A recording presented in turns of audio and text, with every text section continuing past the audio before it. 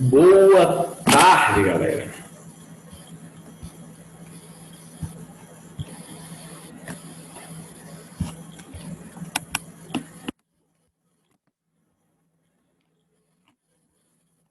Sejam bem-vindos a mais uma aula de Biologia Frente C, Colégio Einstein de Ensino.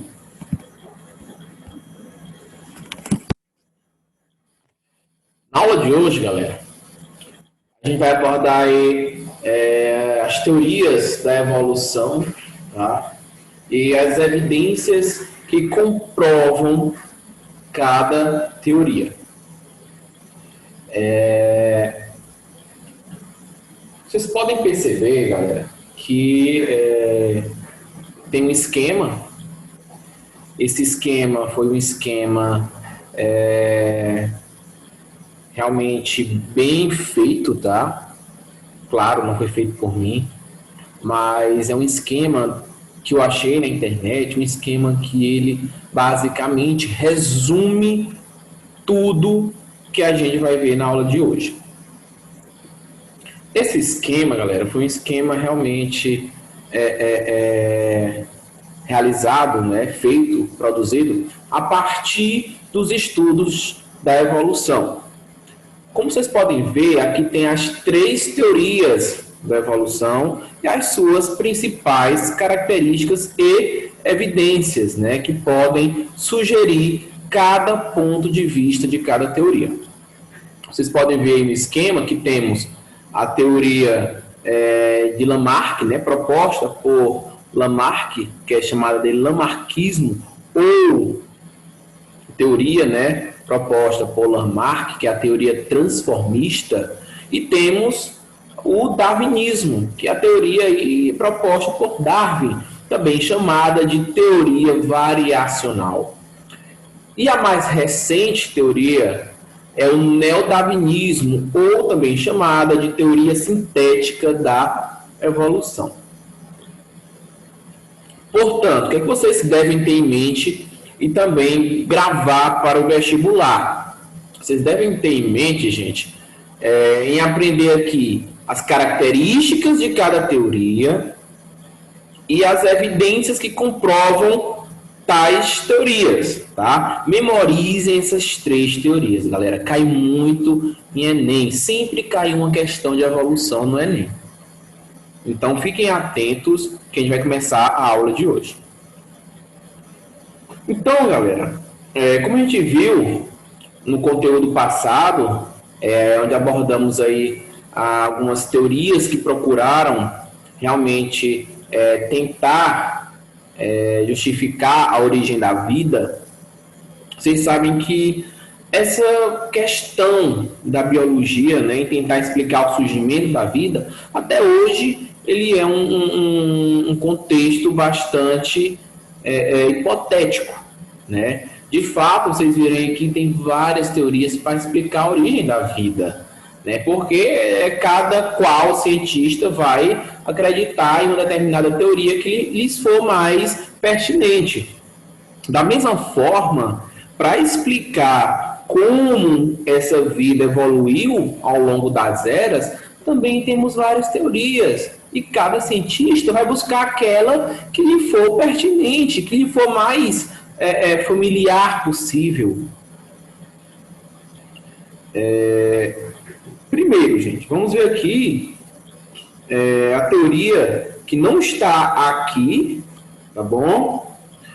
Mas é a teoria do fixismo. O que diz a teoria do fixismo? O fixismo, gente, ele surgiu mais ou menos lá na Idade Antiga, ainda com os filósofos, né, principalmente filósofos gregos, onde eles, de fato, eles admitiam que toda a diversidade da vida na Terra ela tinha aparecido no passado e que as espécies iniciais eram idênticas às espécies atuais. Essa teoria, gente, do fixismo, ela é uma teoria totalmente contrária, digamos assim, né, às teorias da evolução. tá? Ou seja, gente, a gente sabe que a teoria da evolução, a espécie, né, atual, ela surgiu a partir da transformação das espécies ao longo do tempo.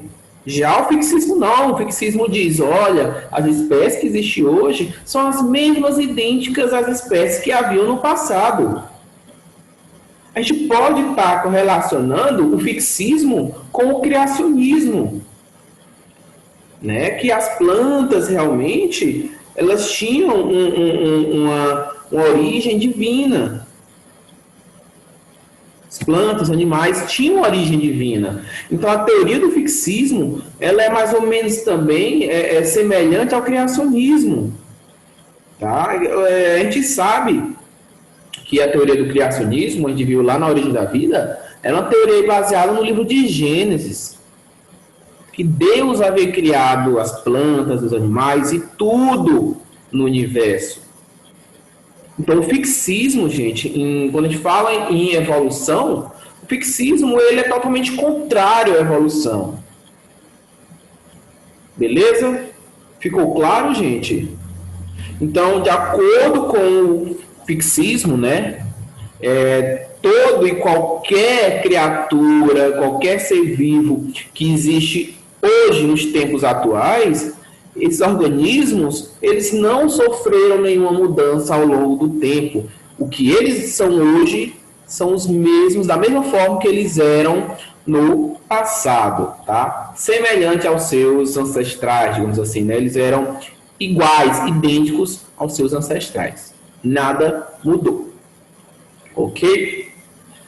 Teoria de Lamarck, galera. Quem foi Lamarck, gente? O Lamarck, o Jean-Baptiste Lamarck, ele é um francês, gente, que ele foi, digamos assim, um pioneiro, né?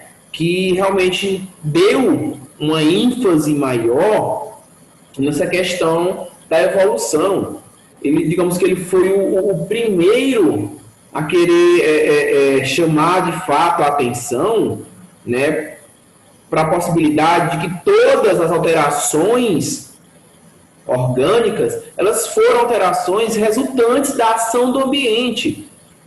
Tá? Então, o Lamarck, de cara, o Lamarck, ele realmente conseguiu chamar a atenção da comunidade científica pelo fato também de estar integrando o meio ambiente na evolução, ou seja, que o meio ambiente ele teve um papel na evolução dos organismos vivos.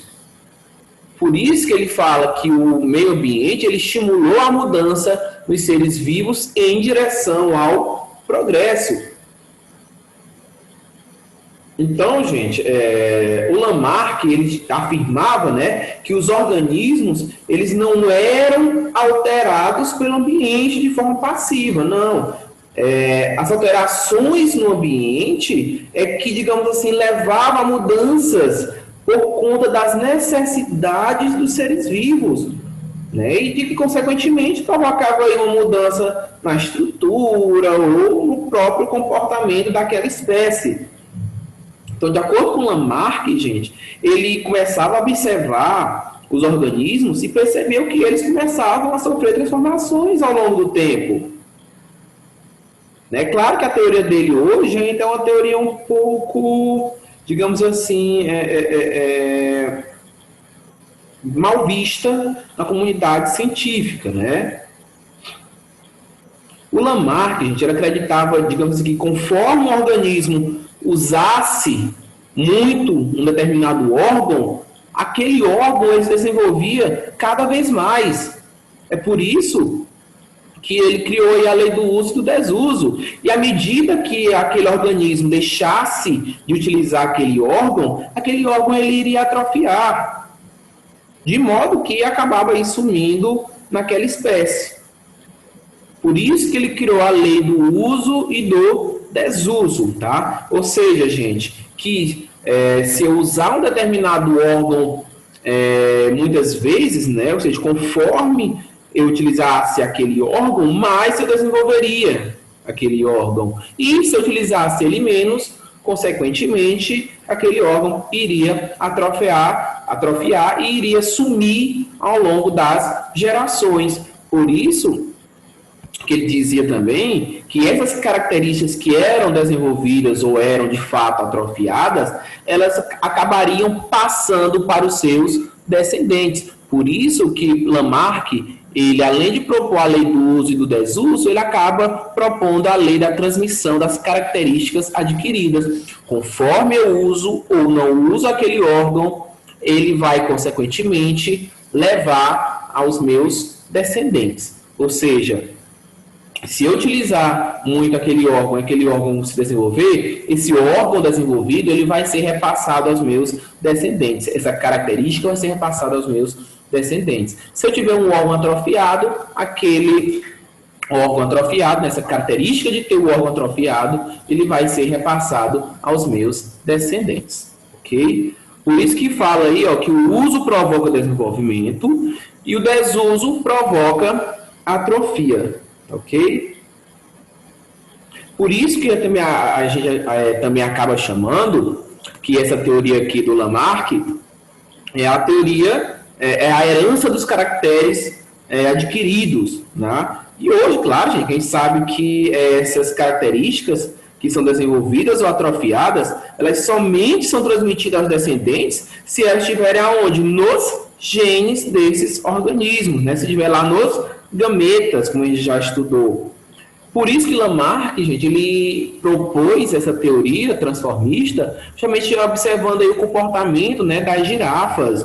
Ele viu que as girafas, elas esticavam tanto os seus pescoços, né, para poder alcançar aquelas árvores de maior porte, e elas acabavam ficando com o pescoço aí mais comprido, né? E que os filhos dessas girafas, elas passariam a nascer com o pescoço mais comprido, né, com o pescoço mais longo. Ou seja, a girafa, ela estava usando tanto o pescoço para apanhar alimento nas árvores de grande porte, que ela acabou desenvolvendo o pescoço, e que esse pescoço grande, ele iria ser uma característica que iria surgir ao longo das futuras gerações. Então, as leis da teoria evolucionista de Lamarck não foram aceitas, né, gente? Mas estimulou outros cientistas a tentar explicar um mecanismo evolutivo. Foi o que eu falei para vocês lá no começo da aula. O Lamarck foi o pioneiro das teorias, né, da evolução, foi o pioneiro da evolução. Claro que na comunidade científica a sua teoria ela não é bem aceita. Beleza? Tinha um outro exemplo, gente, além da girafa, o Lamarck, ele aí falava muito que tinham animais que habitavam ambientes escuros, né, cavernas, insetos que habitavam nesses ambientes, eles tinham visão normal, né? Só que eles viviam tanto na escuridão, que eles acabavam perdendo a capacidade de enxergar, já que eles não usavam mais os seus olhos, né? E foram atrofiando ao longo das gerações. É por isso que esses insetos eles não conseguem ver direito, né? De acordo com o Lamarck, é claro. E eles usam mais o que? A audição, né? A audição aí foi mais desenvolvida, né? Digamos assim. Então, gente, falou em Lamarck, vocês vão lembrar aí da lei do uso e do desuso, a lei da transmissão das características hereditárias ou transmissão dos caracteres adquiridos, né? Vocês podem chamar também assim. E lembrem aí do exemplozinho da girafa. Gente, falou em girafa, falou em Lamarck, tá bom? Darwinismo. Vamos ver agora a teoria de Darwin, gente, que é considerado o pai, de fato, o pai da evolução. Tá? Quem foi Charles Darwin? Né? Ele é um inglês. Ele propôs a teoria aí lá pelo século XIX, muitos séculos depois de Darwin, um século depois de Darwin, de Lamarck. Lamarck foi no século XVIII, Darwin foi no século XIX, quase 100 anos depois, né, gente? Ele nasceu no ano da publicação do livro do Lamarck, né? Olha a coincidência. O que vocês devem ter em mente na teoria de Darwin, gente? O Darwin, ele tem como base da sua teoria a questão de haver um ancestral em comum, ou seja, que todo ser vivo ele tem em algum momento aí o mesmo ancestral, e a questão da seleção natural, né? E que aborda que a sobrevivência ou o sucesso aí de algum indivíduo, ele acaba sendo selecionado, né, e adaptado àquele ambiente. Ou seja, os mais adaptados sobrevivem. Tá? Por isso que há essa seleção natural. O ambiente seleciona quem está adaptado para aquela espécie conseguir sobreviver naquele ambiente. Beleza? E como foi que o Darwin, gente, acabou fazendo esses estudos, né? O Darwin, ele viajava muito, gente. O Darwin, ele viajou aí no navio inglês Beagle, né? Ele passou aí por vários e vários arquipélagos, por várias ilhas, principalmente ilhas aqui da América do Sul, galera, aqui no Brasil. Tá? Passou ali pela Austrália, mas uma das viagens dele mais marcantes foi em Galápagos, tá? Lá por rumo do Equador, em que ele conseguiu observar toda a flora, toda a fauna daquela ilha. E ele acabou comparando, né? Viu aí que a fauna e a flora lá da ilha de Galápagos, que fica lá por rumo do Oceano Pacífico, viu que era diferente daqui das ilhas da fauna e da flora encontrada nas ilhas da América do Sul. Então, o Darwin, gente, ele realmente, né, fez essas observações em suas viagens na América do Sul, na Austrália.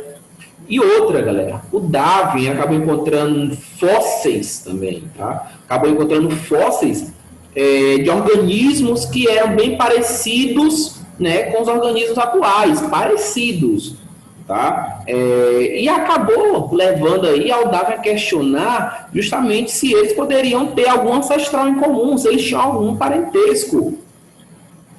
Outra coisa, o Darwin, gente, ele também acabou notando que um mesmo tipo de animal tinha algumas diferenças de acordo com o ambiente em que eles viviam, né? Por exemplo, quando ele viajou lá para as Ilhas Galápagos, ele viu aí várias espécies de pássaros, né? E que esses diversos tipos de pássaros surgiram de um ancestral em comum. E como foi que ele percebeu isso aí? Por conta das variações dos bicos. Eles viram aí que durante a seca, quando as plantas elas realmente não produziam semente nenhuma, esses pássaros com bicos maiores e que eram comedores de insetos sobreviviam bem melhor do que aqueles que tinham bico pequeno. Já na época de chuva, não. Na época de chuva, como as sementes pequenas eram bem abundantes, né, os pássaros que tinham os bicos menores eram mais favorecidos. Ok? Então, então, de acordo com Darwin, né, como ele já tinha conhecimento, de fato, da seleção natural, onde o homem, né, selecionava e reproduzia organismos que tinham características melhores, ele começou a se perguntar se o mesmo não seria feito pela natureza, ou seja, será que a própria natureza era quem selecionava aqueles organismos que estavam mais adaptados naquele determinado ambiente? Então, a seleção natural, realmente, de fato, foi algo marcante da teoria de Darwin. Então, gente, vocês podem ver aqui, ó, que ele explica os mecanismos evolutivos por meio da variabilidade populacional. Ele conseguia ver aí que as espécies, elas realmente eram de diferentes formas, mas possuíam um ancestral em comum, e que a seleção natural das formas mais aptas pelo meio ambiente, como vocês, o ambiente acabava aí selecionando qual espécie que estava mais adaptada, que conseguiria ter uma vantagem de sobrevivência. E é claro, gente, essa espécie ela teria que sobreviver e passar os seus genes, né, ao longo das gerações, ou seja, essas espécies elas que tinham que ter sobrevivência, tinham que sobreviver e tinham que ter um sucesso reprodutivo. Eles tinham que passar essas características através das suas gerações. Por isso que um outro tópico também é a hereditariedade. Como falei para vocês, essas espécies, apesar de elas terem uma variabilidade, né, entre as populações, elas possuem aí uma origem comum. E outra também, que a gente vai falar mais na frente, é a questão da especiação, né? Que na teoria de Darwin também houve a formação de novas espécies. Como falei para vocês, também o ambiente também influencia na teoria de Darwin, só que é um pouco diferente aqui da do Lamarck, tá? Aqui no de Darwin, o ambiente ele seleciona as características mais apropriadas à sobrevivência, ou seja, um organismo vivo, né, ou seja uma planta, seja um animal, se ele tiver uma característica que o difere dos demais, e essa característica garantir realmente de fato a sua sobrevivência, digamos que aquela espécie ela tem maior chance de sobreviver comparada com as espécies que não têm aquela característica, tá? E quem seleciona de fato é o ambiente. Porém, Darwin não conseguiu explicar a origem da variabilidade nas populações, não conseguiu explicar a hereditariedade e nem o mecanismo de especiação. Gente, a hereditariedade só foi, digamos, de fato, ter conhecimento a respeito disso quando fizeram aí a leitura, né, do DNA, fizeram aí o surgimento, né, o surgimento aí das explicações da hereditariedade através do DNA. DNA naquela época ninguém nem sabia o que era DNA.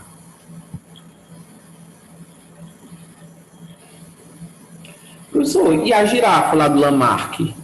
O Darwin conseguiu explicar de forma mais consistente a sua ideia usando os exemplos de Lamarck, da girafa? Sim. Né, galera? Para Darwin, né, as girafas, digamos assim, algumas girafas têm pescoços e membros mais longos e outras têm pescoço e membro mais curto. Existia girafa tanto de pescoço longo quanto de pescoço curto, né? E aí tinha, caso aqueles arbustos, né, as árvores mais baixas ficassem sem folha, vamos supor que acontecia aí algum furacão, alguma queimada, algum outro tipo, e aquelas árvores mais baixas acabassem ficando sem folha, né? Ou se aquelas plantas baixas morressem, a girafa de pescoço curto ela não ia ter o quê? Como se alimentar e iriam de fato morrer, né? Agora, aquela girafa de pescoço longo teria maior chance de sobreviver, justamente pelo fato de alcançar as folhas de árvores maiores. E com isso, algumas gerações, ou seja, o número de girafas de pescoço longo acabava sendo maior. E as girafas de pescoço curto acabavam morrendo. Beleza? Então, olha aí a explicação mais provável do pescoço das girafas através da teoria de Darwin, né?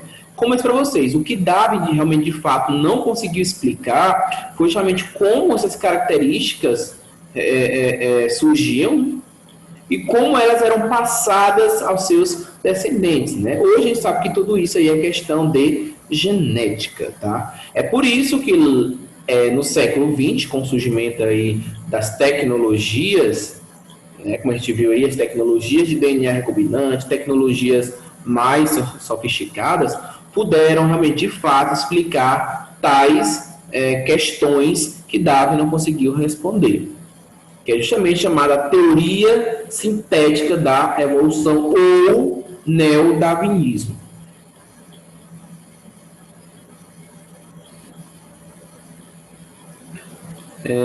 Então, gente, a teoria sintética da evolução ela foi proposta aí no século XX e foi tida, né, como base aí da teoria de Darwin, foi baseada na teoria de Darwin, gente.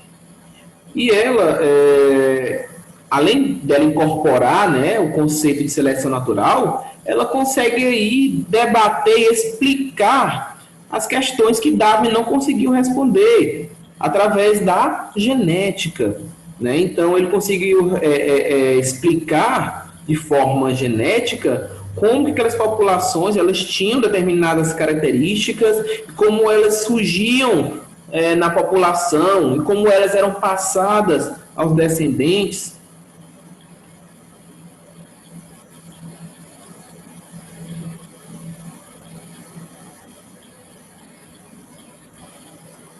Então, gente, a teoria sintética da evolução, ela inclui justamente os pontos que Darwin não conseguiu explicar.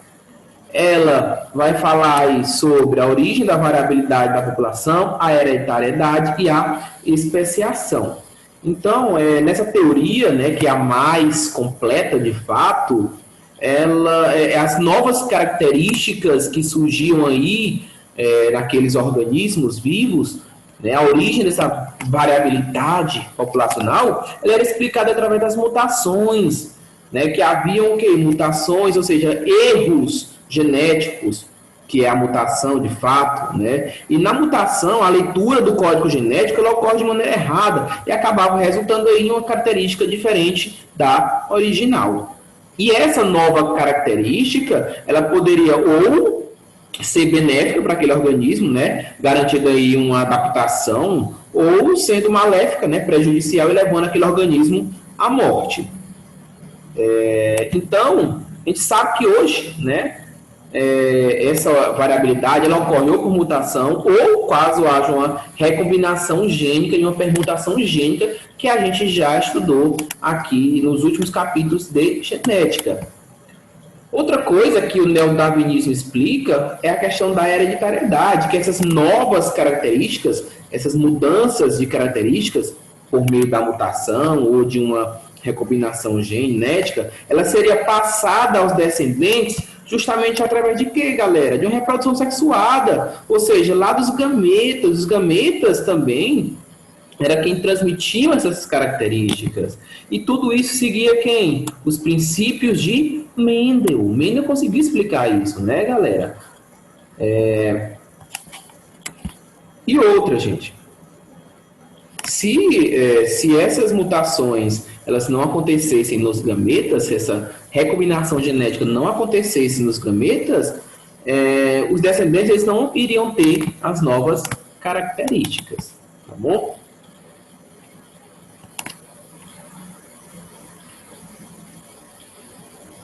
E, gente, a questão também da especiação, tá? A especiação, gente, ela decorre aí de algumas alterações que eram alterações cumulativas lá na informação genética e que eram muitas vezes preservadas pela seleção natural.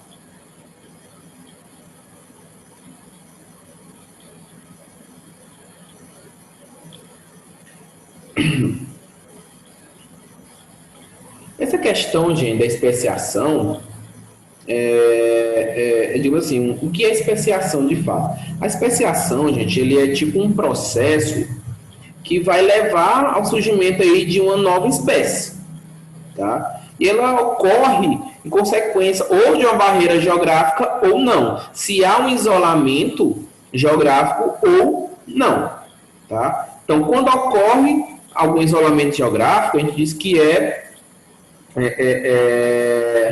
um tipo de especiação alopátrica, né? No caso aqui, as novas espécies, elas vão aí surgir em decorrência de um isolamento geográfico. E ela ocorre em uma separação do espaço e a população acaba interrompendo o seu fluxo gênico.